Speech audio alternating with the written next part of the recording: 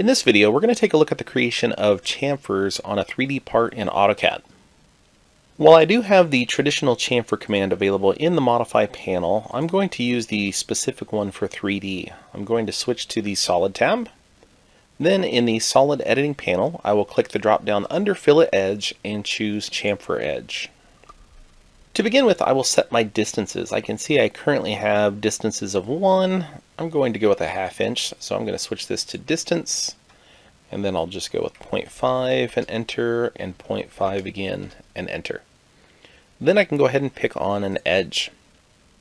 You can see that it previews for me, and I'll go ahead and press enter twice to accept it.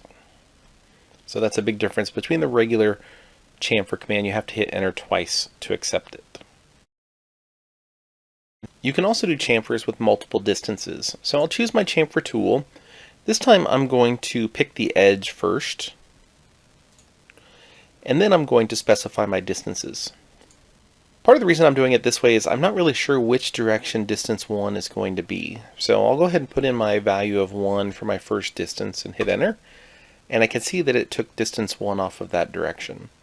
So if that's not what I was wanting, then I can escape and restart it here. And then for my distance 1, maybe I'll put in 0.5 for this one, and then 1 for the second one. And then again, I can press enter twice to accept it. Unlike the 2D version of the command though, you are not given the angle option, just the 2 distance options here. To recap, the 3D chamfer, pretty similar to the 2D chamfer. You want to set your distances, however we cannot do the angle option, and then simply specify which edges you want to chamfer. That concludes this look at 3D chamfers in AutoCAD.